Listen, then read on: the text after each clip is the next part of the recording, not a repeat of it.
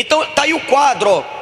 Tu tá vendo que tem um espaçozinho entre uma década e outra que não tá escrito. E geralmente é o quê? É justamente o 30. Aí tem um quadrinho, nada, 50. Então é 30, 40, 50, 60, 70, 80, 90, 2000, 2009.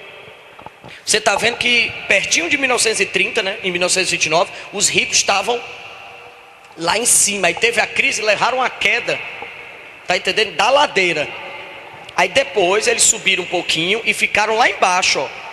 Entre 1940 até 1980, a sociedade muito rica tinha uma participação menor. Por quê, professor? Porque o governo está controlando a economia e está pegando algumas coisas e está dizendo isso aqui é minha responsabilidade. O que foi que aconteceu no final dos anos 80? Os americanos adotaram o neoliberalismo. Mas sabe o que a gente faz no neoliberalismo? O Estado fica menor, a gente chama de Estado mínimo. Uma das características do Estado mínimo, ele vai vender algumas coisas. O Estado vende, ele não quer mais ficar responsável por isso. Quando o Estado vende, esses milionários vão comprar e vão voltar a ficar mais milionários. Por exemplo, me diga uma coisa que um milionário gostaria de comprar, que é do governo. Do governo, uma estrada. Tu tem noção de quanta estrada dá dinheiro? No Brasil, as estradas ainda não foram todas privatizadas. Aqui no Nordeste quase não tem estrada privatizada. Mas vamos supor que a gente privatizou as estradas no Ceará e tu quer ir daqui para Juazeiro, de carro ou de ônibus. Sabe o que vem acontecer quando a estrada é privatizada? Cada cidade que tu passa, tu tem que pagar um pedágio. Bota R$2. R$2 apenas. O cara compra a estrada, ajeita a estrada todinha, sinaliza, a estrada fica pai d'égua. Porque se a estrada não for boa, tu não vai de estrada, tu vai de quê? De avião. Tu vai arranjar outra maneira de ir, principalmente nos Estados Unidos e na Europa, né? Porque tem trem, tem avião. Por que as pessoas usam estrada? Porque a estrada é boa. Eu tenho que ter uma estrada boa para a galera querer andar de carro, tá? As estradas lá nos Estados Unidos, Canadá e tal, são 4 vias, indo, 4 voltando. Então a possibilidade de engarrafamento é só quando chega dentro da cidade. Na estrada tem menos engarrafamento. Agora, cada cidade que passa, tu paga R$2. Daqui para Juazeiro, quantas cidades não são? Vamos botar 20. Tu pagou aí 40 conto para ir, 40 conto para voltar. Cada vez que você vai. O cara que é caminhoneiro, quanto ele não vai ganhar dessas empresas de caminhão, das empresas de ônibus? Ele gasta 200 milhões para comprar estrada e reformar. Em 2 anos ele recuperou esse dinheiro. Tu imagina se o governo um dia vendesse a telefonia como foi vendida.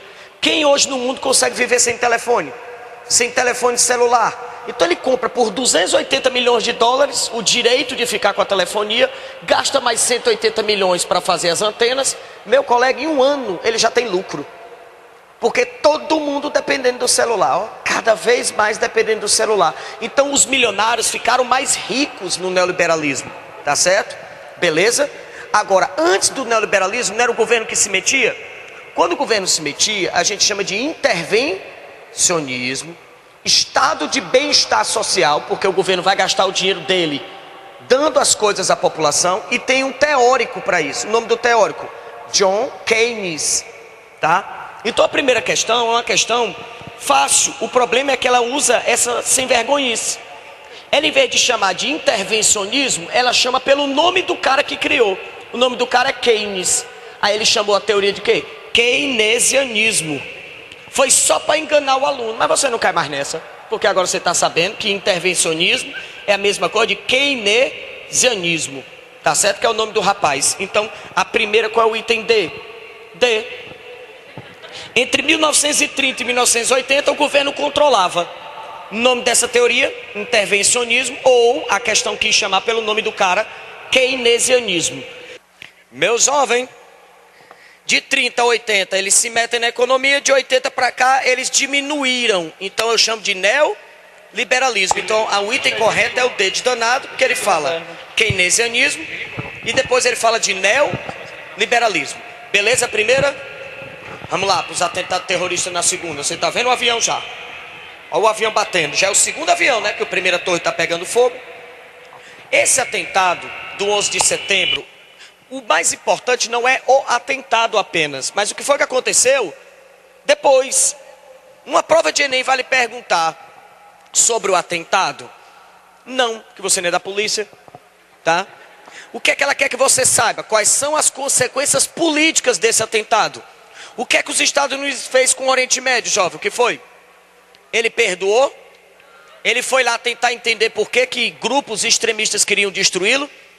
Ele se lembrou que eles colocam dinheiro para manter ditadores no Oriente Médio? Nós tínhamos loucos governando o Oriente Médio até recentemente, até acontecer a Primavera Árabe. Nós tínhamos um rapaz chamado Gaddafi, da Líbia. Vocês não têm noção como o Gaddafi é perturbado, não. O Gaddafi, jovem, ele já tinha mandado explodir um avião na Escócia nos anos 80. Ele explodiu um avião de passageiros porque queria dinheiro. E a ONU não quis dar dinheiro a ele. Ele explodiu um avião de passageiros e assumiu. Fui eu que explodi. Aí a ONU, em vez de dar o dinheiro, bombardeou a Líbia. Só que não acertou ele, não matou ele. Depois ele explodiu um hotel que tinha soldados da OTAN para provocar raiva à ONU. Então um cara que a ONU chamava ele de cachorro louco. Um cara que governou o país, sabe quantos? 41 anos? 41 anos. Tu tem noção do que é tu ser governado por um ditador louco por 41 anos? Que tinha crime de... Olha, para tu ter noção, a Líbia não tinha constituição. Não tem constituição. Tu tem noção do que é tu viver num país e tu não sabe qual é a lei? Votava não, cara. O brasileiro, inclusive nessas últimas eleições, muitos políticos, para deputado aqui, que estavam envolvidos com ideia de ficha limpa, pessoas que não tinham integridade para nos representar. Teve um bocado de político que não foi eleito.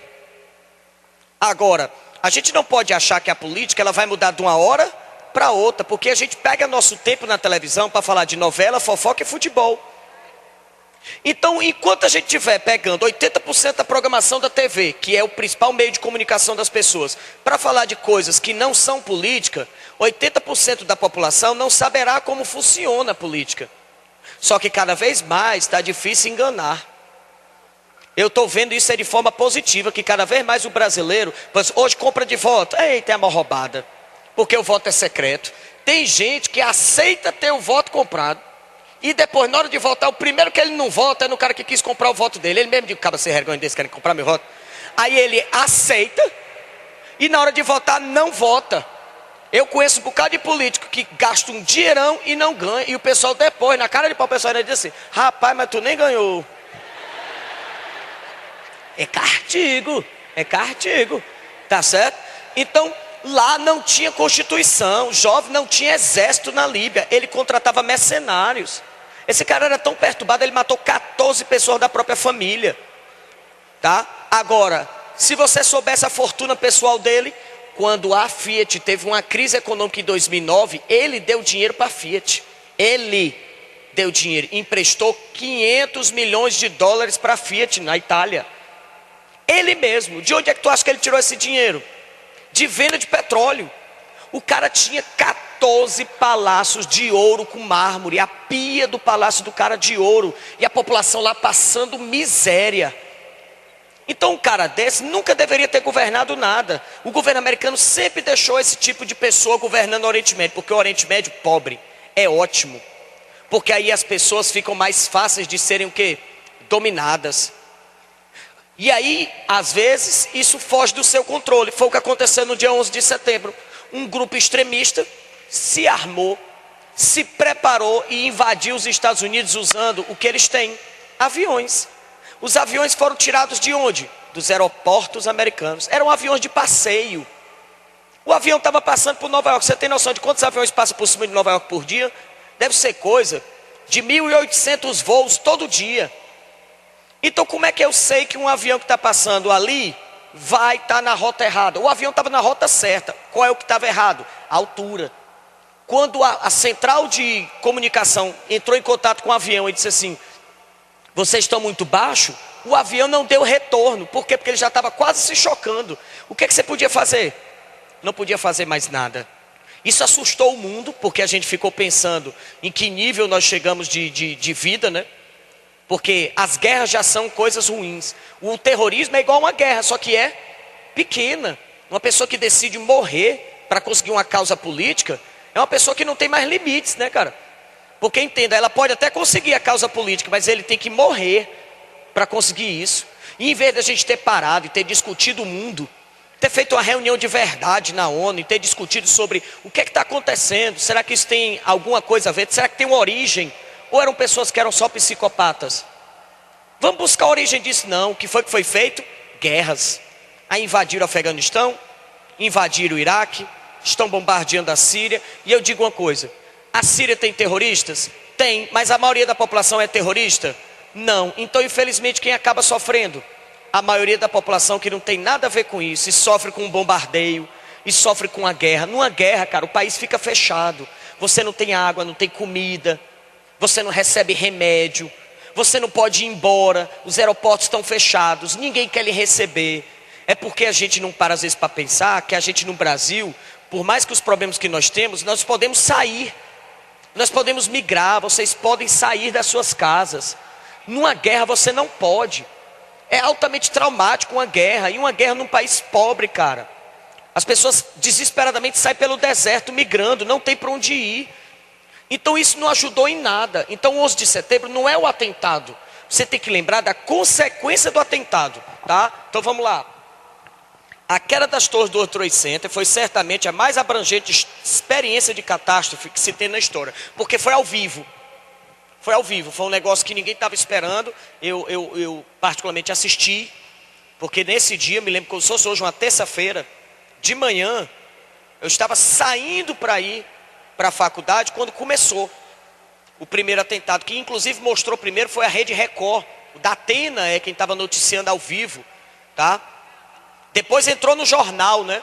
O jornal deu aquele plantão de notícias, mas a Record acompanhou tudo, porque quando ele estava mostrando o primeiro avião, chocou-se o segundo, tá? Houve um intervalo aí de meia hora entre um e outro, tá? Inclusive por ter sido acompanhado em cada aparelho de televisão nos dois hemisférios do planeta. Quando ele diz cada aparelho de televisão, ele está sendo exagerado, mas a gente sabe que muita gente viu isso, se não ao vivo no dia ou no dia posterior, né? Nunca houve algo assim, e sendo imagens tão dramáticas, não compreende que ainda cause forte impressão e tenham se convertido em ícones. Agora eles representam a guinada histórica. A guinada histórica colocada em questão pelo historiador associa a que repercussão da queda das torres? Uma concentração de atentados terroristas na Ásia Meridional. Olha, na verdade, os atentados terroristas aconteceram a nível mundo depois do 11 de setembro. Nós tivemos atentado terrorista na Europa, no Oriente Médio. Vamos lembrar que logo depois do 11 de setembro, os atentados foram para onde? Para a Inglaterra, onde morreu inclusive o brasileiro Jean Charles, né? Ele estava naquele momento onde estavam acontecendo os atentados terroristas. O Jean Charles era o famoso estar no lugar errado, na hora errada. Ele era brasileiro ilegal. Então ele já era suspeito porque ele estava ilegal. O passaporte dele não tinha sido renovado. Segundo problema, ele era moreno de barba, que é uma fisionomia muito parecida com o do árabe. Terceiro, ele não morava no mesmo prédio de 3 terroristas? No mesmo prédio, ele nem sabia. Porque o terrorista, você não sabe quem ele é. O terrorista, ele age justamente porque ele age como um cidadão comum. Então ele morava num prédio onde tinha 3 terroristas, malhava na mesma academia que os caras, e os terroristas trabalhavam, entre aspas, de eletricistas. Aí eles entravam no metrô, e como eles eram eletricistas, eles iam até um local onde ninguém estava vendo e armavam a bomba. Já tinha acontecido mais de 15 atentados terroristas no metrô de Londres, quando o Jean Charles foi morto pela polícia. E ele era o quê? Eletricista. E no dia que ele morreu, ele pulou a catraca do metrô. Não tem ninguém lhe cobrando não, a catraca ela é eletrônica. Então você passa o cartão magnético, igual o ônibus, você passa o cartão, ele lê a passagem. Aí a catraca abre, ela destrava. Como ele estava atrasado, ele pulou a catraca. Ninguém te impede de pular a catraca não. Agora, o metrô tem o quê? As estações, câmera. Aí um policial vai lá e não deixa você pegar o metrô. Se não pegar naquela estação, na próxima estação, quando você descer, a câmera lhe filma. E aí você vai ser chamado, ó, para a administração da estação, ó, paga a passagem, porque na estação tal você não pagou. Tá certo? Então, ele pulou a catraca com material elétrico, andando em alta velocidade, totalmente suspeito. E a polícia disse que chamou ele, mandou ele parar. E ele não parou porque ele não se tocou que era com ele. E aí, quando a polícia entrou dentro do vagão de trem, já entrou atirando. Não perguntou mais nada não. Por quê? Porque eles estavam tensos com medo do terrorismo. Tá? Logo depois teve um atentado na Espanha. Explodiram o metrô de Madrid, mataram 1.080 pessoas.